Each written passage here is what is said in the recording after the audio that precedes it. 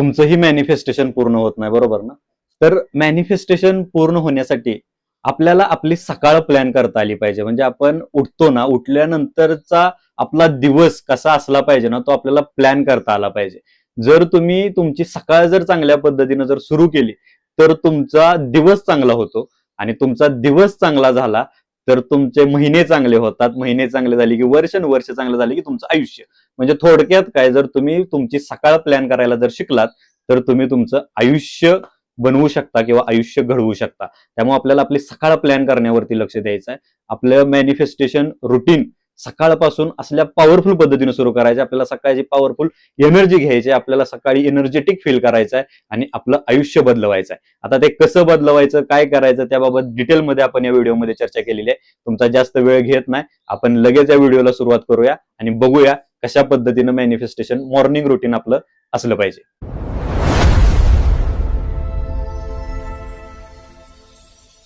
तर सकाळी उठल्यानंतर आपल्याला आपलं रुटीन सुरू ज्यावेळी आपण करतोय त्यावेळी रुटीन सुरू करण्याआधी अशा 4-5 गोष्टी असतात. त्या 4-5 गोष्टी आपल्याला करायच्या आहेत. त्यामध्ये सगळ्यात पहिली गोष्ट आहे ती म्हणजे मेडिटेशन.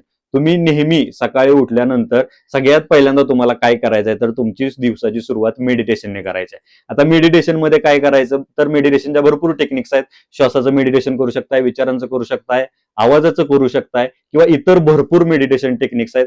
त्यापैकी तुम्हाला जर मेडिटेशन वरती जर व्हिडिओ हवे असेल आणि मेडिटेशन कसं करायचं याबाबत जर व्हिडिओ तुम्हाला हवा असेल तर नक्की कमेंट्स मध्ये सांगा, सर मेडिटेशन वरती एक व्हिडिओ बनवा. मी मेडिटेशन वरती सुद्धा व्हिडिओ बनवीन आणि तुम्हाला शिकवेन की कशा पद्धतीने मेडिटेशन सुद्धा केलं जातं. तर सगळ्यात पहिली गोष्ट झाली मेडिटेशन.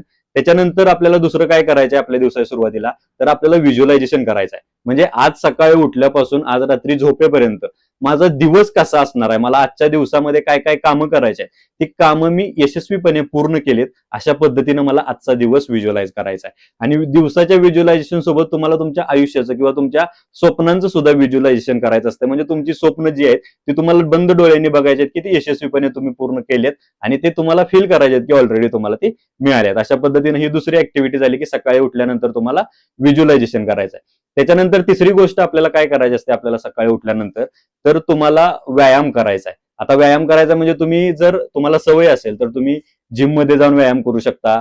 जर तुम्ही ऍथलीट्स असाल तर तुम्ही ग्राउंड वरती जाऊन प्रॉपर व्यायाम करू शकता.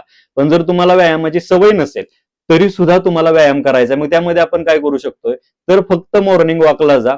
10-15 मिनिटं, अर्धा तास निवांत मोकळ्या हवेमध्ये निसर्गाच्या सानिध्यामध्ये फिरून या. एवढं जरी तुम्ही केलं सकाळी व्यायामाच्या पिरियडमध्ये तरी सुद्धा तुमच्या आयुष्यामध्ये चांगले बदल होतात. तर ते मॉर्निंग वॉकला जायला अजिबात विसरायचं नाही. तुम्ही तुमच्या डेली रुटीन मध्ये ही एक्सरसाइज एक ऍक्टिव्हिटी तुम्हाला ऍड करायची आहे. तर आतापर्यंत मी तुम्हाला 3 ऍक्टिव्हिटी सांगितल्या. एक म्हणजे मेडिटेशन, दुसरं म्हणजे व्हिज्युअलायझेशन आणि तिसरं जे सांगितलं ते म्हणजे एक्सरसाइज करायचे. याच्यानंतर एक चौथी गोष्ट येते ती म्हणजे अफर्मेशन्स प्रॅक्टिस. तुम्हाला जे हवंय ना ते तुम्हाला लिहायला सुरू करायचं आहे. ते तुमच्या आयुष्यामध्ये ऑलरेडी ती गोष्ट आहे. म्हणजे जर तुम्हाला 5 लाख रुपये हवेत तर तुमच्याकडे 5 लाख रुपये आहेत अशा पद्धतीचं एक अफर्मेशन तुम्हाला लिहायला सुरू करायचे. ते तुम्ही कितीही वेळा लिहू शकता. तुम्हाला जितक्या वेळा पाहिजे तितक्या वेळा तुम्ही रिपिटेशन करू शकता. आता त्यासाठी 5-55 टेक्निक आहे, 369 टेक्निक आहे, अशा अफर्मेशनच्या भरपूर टेक्निक. त्या टेक्निक्सच्या मागे न लागता तुम्ही जर सकाळी उठल्यानंतर एक 20-22 वेळा किंवा 50 वेळा जरी तुमचं ते वाक्य जरी लिहिलं ना तरी सुद्धा काम होऊ शकतं. तर अशा पद्धतीने रिपिटेशन स्वरूपामध्ये तुम्हाला तुमचं अफर्मेशन्स लिहायचं आहे. ही एक मॉर्निंगची ऍक्टिव्हिटी मी तुम्हाला सांगितले. त्याच्यानंतर आपल्याला ग्रॅटिट्यूड प्रॅक्टिस करायची आहे.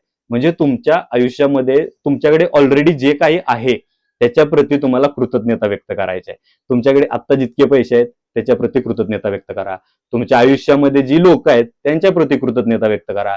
तुमच्या आयुष्यामध्ये ज्या वस्तू आहेत त्याच्या प्रती कृतज्ञता व्यक्त करा. तुमच्या शरीराच्या प्रती कृतज्ञता व्यक्त करा. तुमच्या शरीराच्या अवयवांच्या प्रती कृतज्ञता व्यक्त करा. अशा पद्धतीनं तुमच्याकडे जे काही आहे ना त्याच्या प्रती कृतज्ञता व्यक्त करायला सुरू करा.